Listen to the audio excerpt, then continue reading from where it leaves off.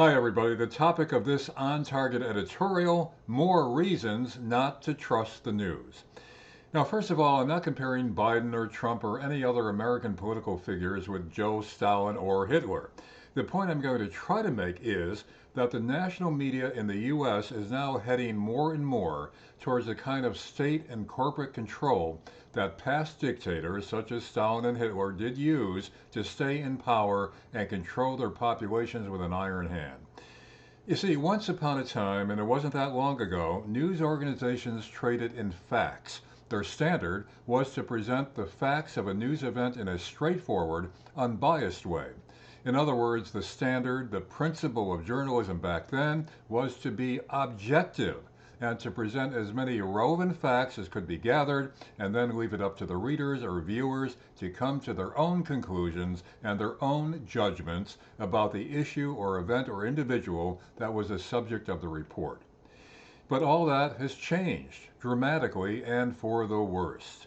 The new standard is biased reporting, with the purpose of the bias being the achievement of telling the public how things should be, how the reporter or editor or producer would like things to be, and if the facts have to be distorted, omitted, or made up, so be it. Because after all, the intention in terms of the reporter's perspective is well-intentioned, intention to enlighten an ignorant or misguided public as to what the world should be according to their wishes, desires, and whims.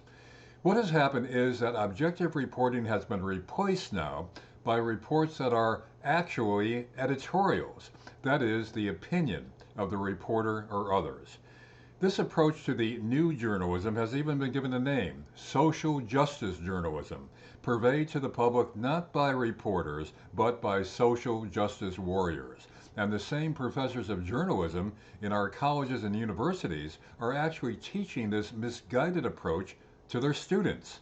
Such a thing from journalism professors was unheard of just a few years ago. These social justice warriors, of course, are convinced that since their perspectives, their conclusions, and really their prejudices are correct, then their ends justify their means. It's getting worse and worse. The Associated Press style book, for instance, now discourages the use of the term riot when applied to violent protest. Instead, it recommends a less violent replacement.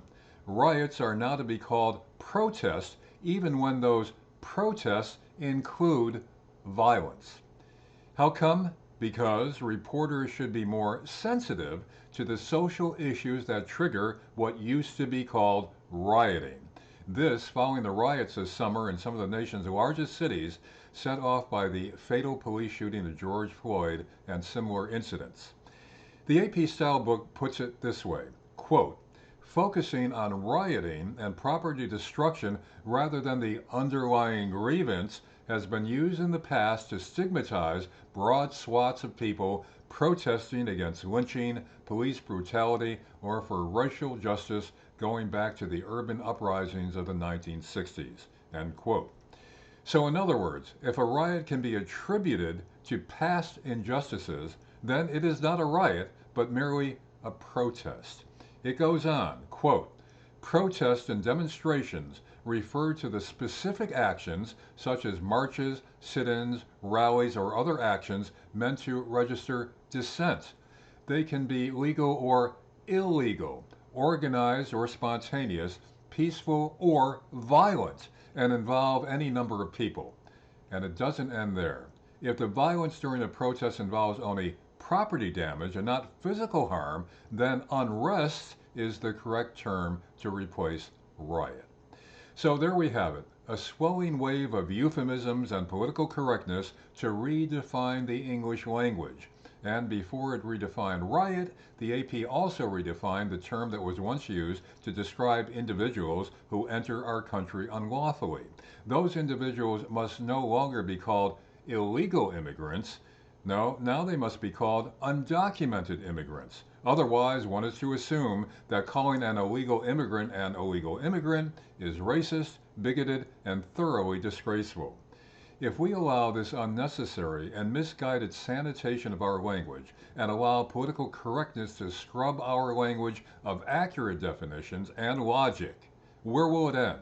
Will it end with the creation of thought crime, as we had in George Orwell's 1984, when a brutal, repressive government socially engineered society to its liking by controlling language and hence human thought and perceptions? We're already approaching that with a widening criminalization of so-called hate crime and hate speech, with one European government now actually considering a law that would prohibit proscribed hate speech even in the privacy of one's home. Such a bill is now being considered by Scotland's Parliament, and it's being pushed by Scotland's Justice Secretary. How's that for a contradiction of terms? After some questioning and protest, the Justice Secretary, namely Humza Yousaf, modified his support for the legislation, saying that offenders would be prosecuted only if the haters intended to stir up hatred. How big of him? This is insanity, which, if not cured, will eventually result in the death of our democracy. That's it for now. Talk to you later.